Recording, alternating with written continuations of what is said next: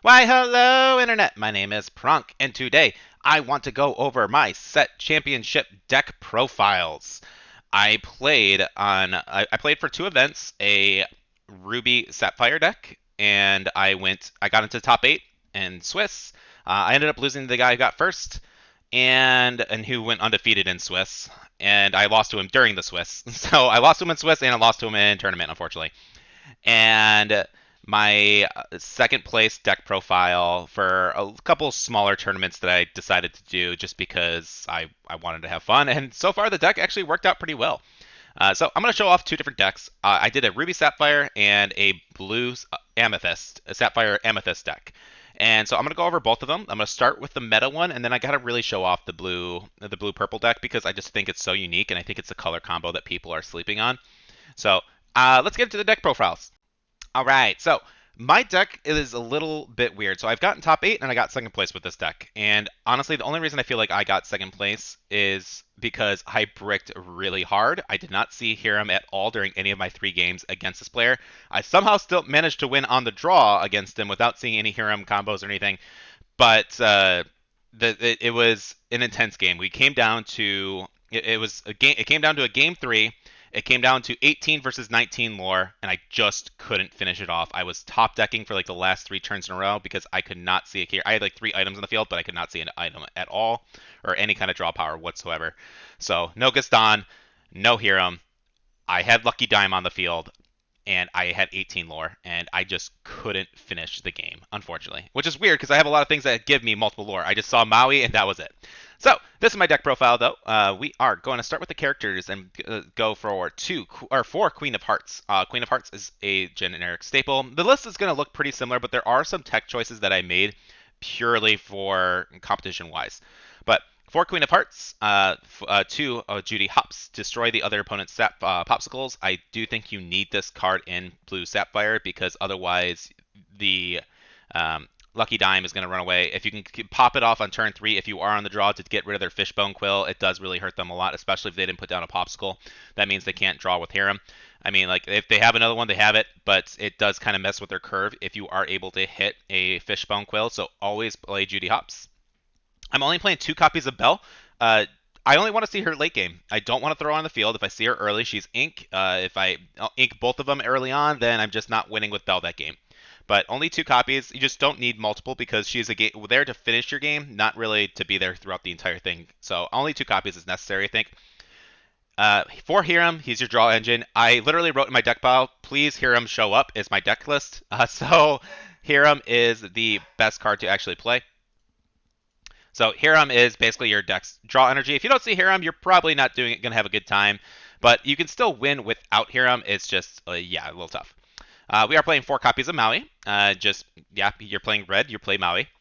3 copies of Madame Medusa. I saw a lot of people opting in to go to Snake or I'm sorry, to Tremaine, to Medusa.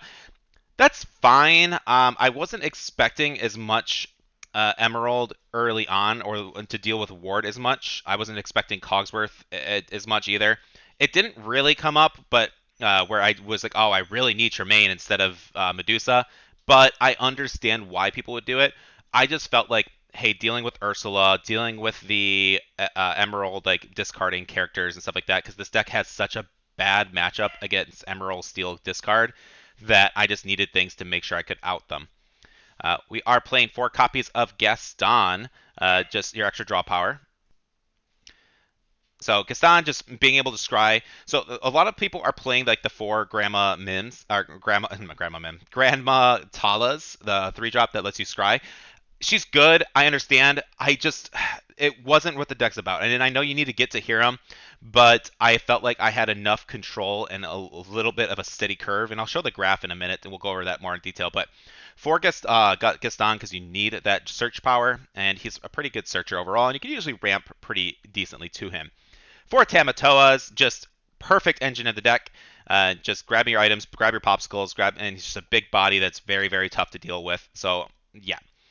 For Maleficent Dragon, just destroy the big problem cards. Pretty easy. A lot of time it's ink because it's so expensive, but when it's not, and you are near the end game and you have that extra ink power, oh boy, do I love Maleficent Dragon.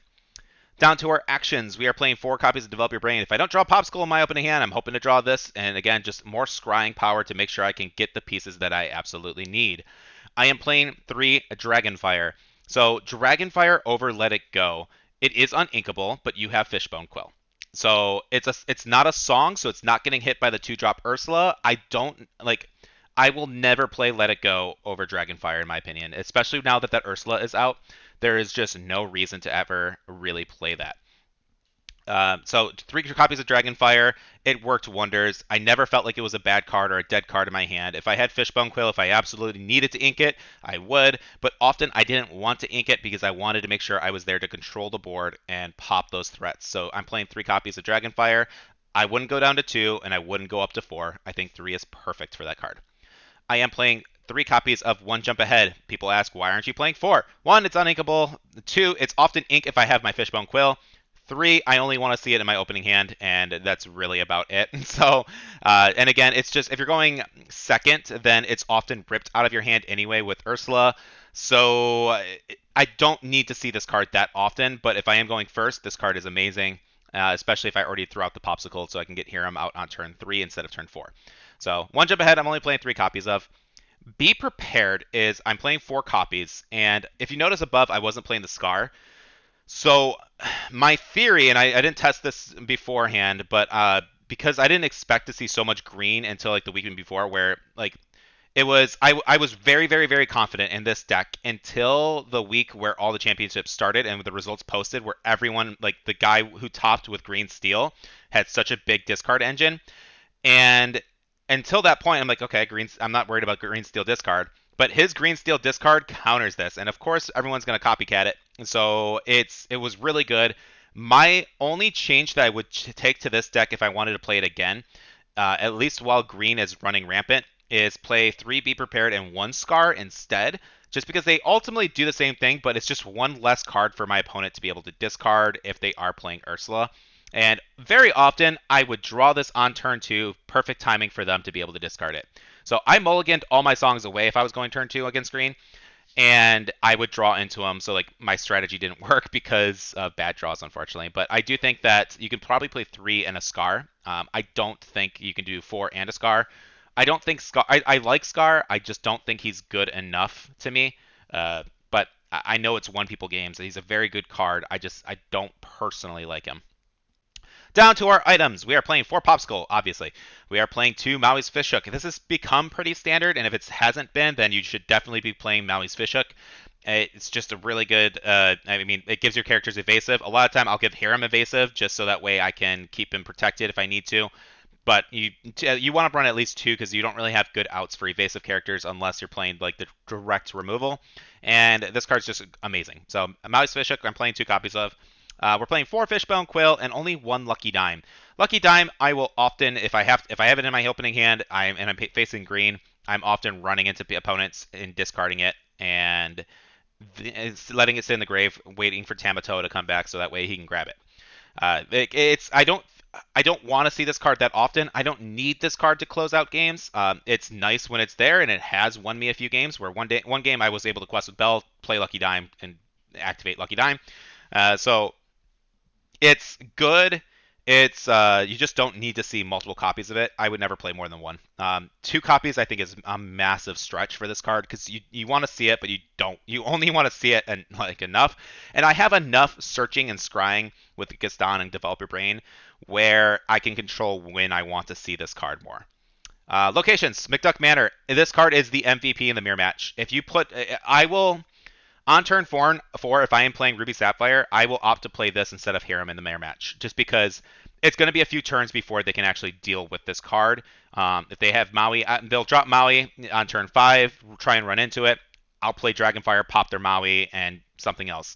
So like McDuck Manor, do not sleep on this card during the mirror match. I rarely will ink it unless it's my only option in the mirror match as well. But this list. This did me well. As far as my games, I top 8. I lost to the guy who got first was Purple Steel, which I misplayed during our second game. Otherwise, I could have beaten him during Swiss. But when we met back into the tournament, He kicked my ass. It was 2-1, but I didn't misplay or anything. He just had full rabbit control of just drawing countless cards. I couldn't keep up, and I did not see a Hiram during any of those 3 games. So I managed to put up a fight in our top 8 match, but it wasn't meant to be that day for me. So I ended up with a top 8 instead. But on our second place game, it was probably the best Lorcana I've ever played. Me and this guy, we were playing literally miles a minute. We are just going, you play this, you go. Ink, play this, you go. Like, it was just a very fast-paced game. We both instantly knew each other's decks so well, and he was playing Ruby Amethyst with a lot of evasives. So the evasive engine did really start to kick my butt a little bit. I was holding on to Maui's fish hooks just to make sure I could deal with them. Dropping 4 Minnie Mouses on me though, Minnie Mouse Surfers, I just couldn't deal with. Like I said, I got to like 18 lore and had Maui for like 3 turns, and I couldn't deal with it. And he was up to like 19, and it was just I had a lucky dime out on the field. I needed a character, any of my characters with 2 lore, and I drew another Maui. So it was a great game. Wouldn't change anything really about the deck from that point, but this deck list is phenomenal. I think it's a little different from what a lot of people are playing. It's a little bit high on the uninkable counts, but you do have Fishbone Quill to help that anyways. But this profile, it got me a second place victory, and it got me a top 8 at a big tournament. So I'm really proud of this Ruby Sapphire, and I think you guys should kind of take some notes on it. I do think Let It Go is a good card. I know it is singable, but because it's a song, I actually think it's a disadvantage. And I don't think a lot of people realize that, especially with the big impact that green is really having, green, steel, and discard are having right now. I would not be playing Let It Go over Dragonfire.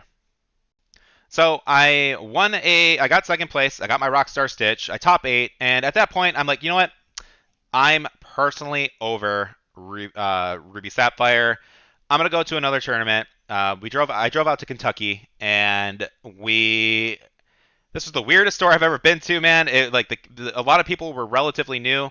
We had some good players there, but it was a small local tournament, and I brought this. I just if I would have brought my Ruby Sapphire, I probably could have gotten first. I bricked hard my final game.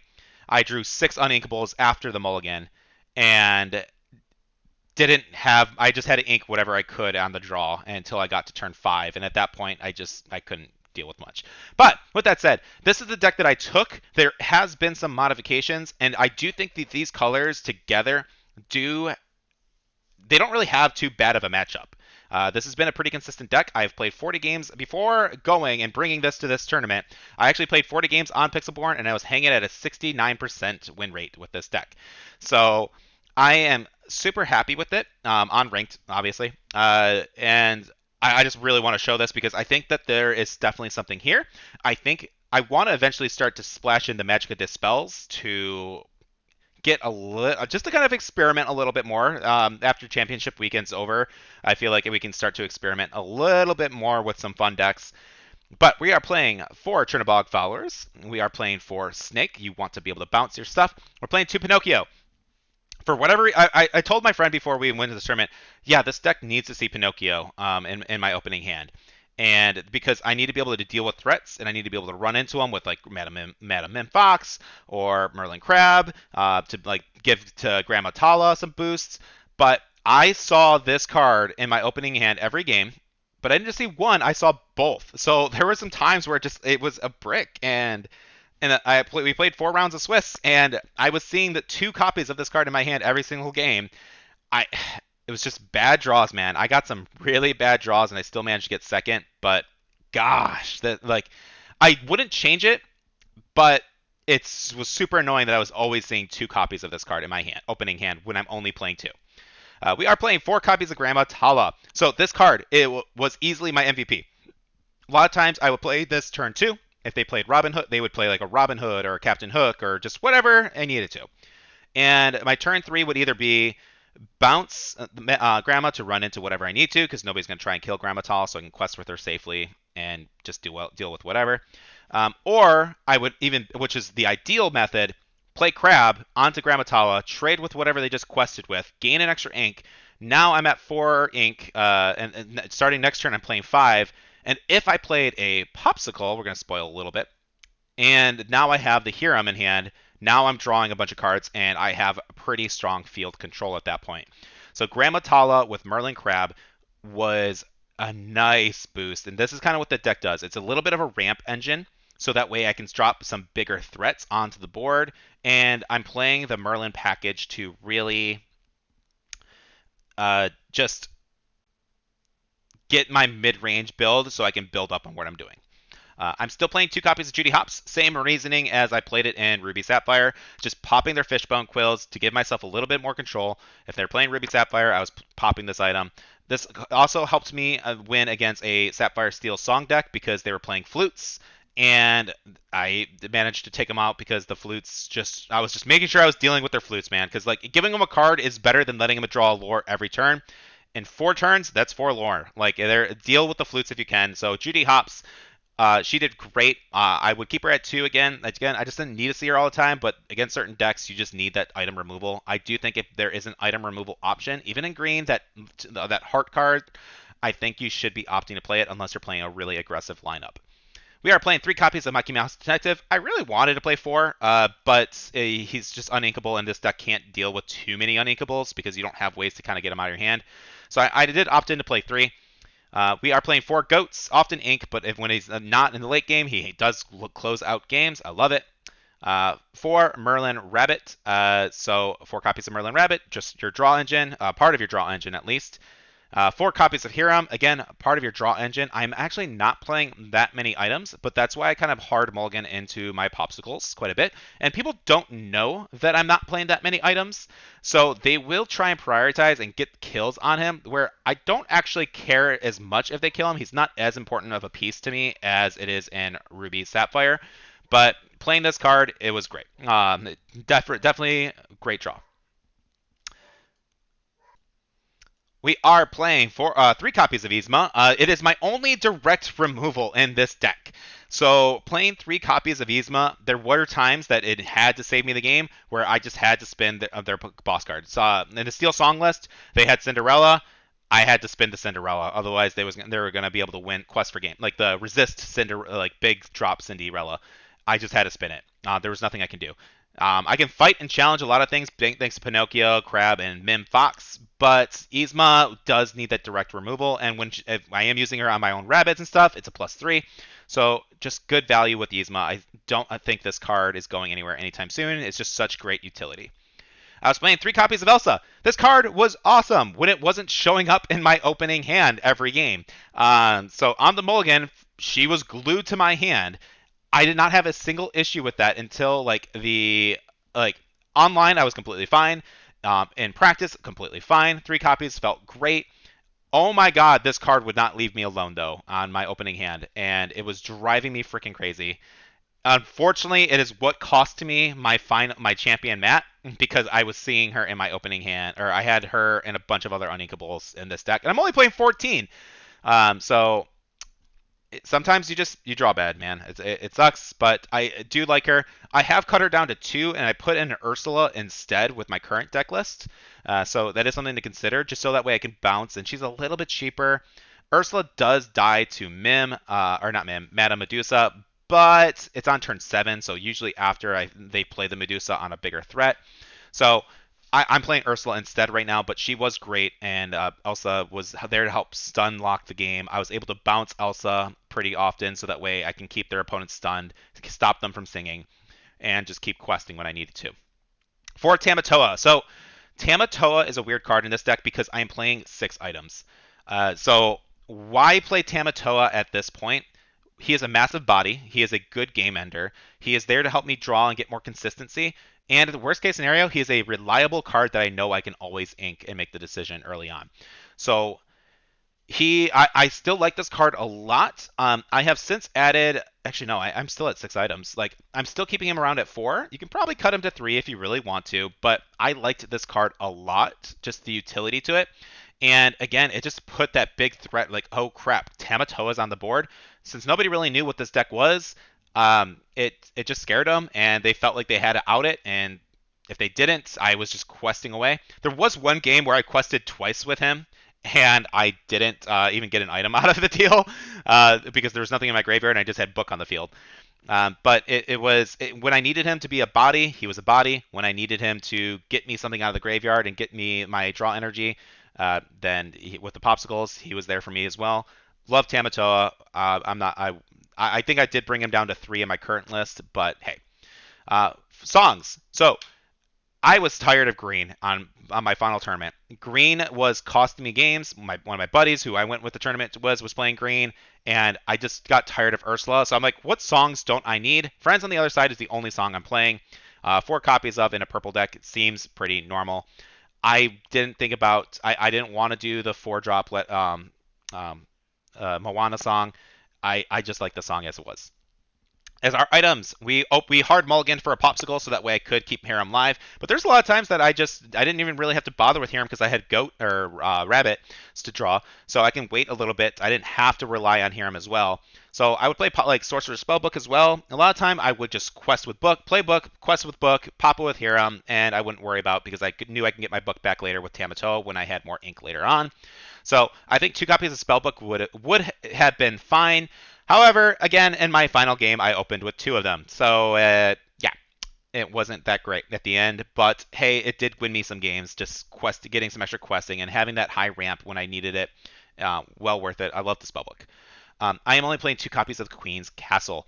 Queen's Castle was great. It helped me draw a lot. A lot of people didn't have too many answers to my. I was able to just flood the board and then move into the castle just with rabbit, goats, and everything else.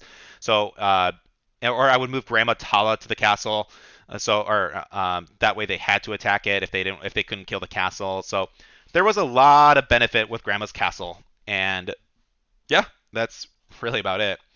So as far as my curve goes, you can kind of see we have a pretty straight lineup.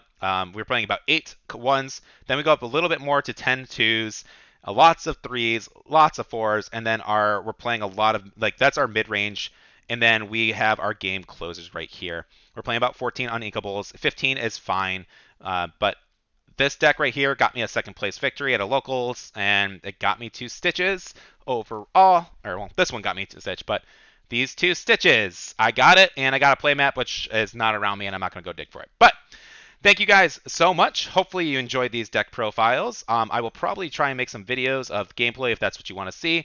I do a little bit of everything on this channel. It's not very specialized. I just kind of post when I want to post. So if you like this content, like, subscribe. Let me know what kind of content you want to see the most of. I'm doing wrestling, I'm doing Yu-Gi-Oh, and I'm doing Lorcana. I'm kind of not really a good channel that's going to grow a lot, but if you want to see more of something, just let me know and I'll make sure I post more of it. Thanks so much. Take care. Love you all. Bye.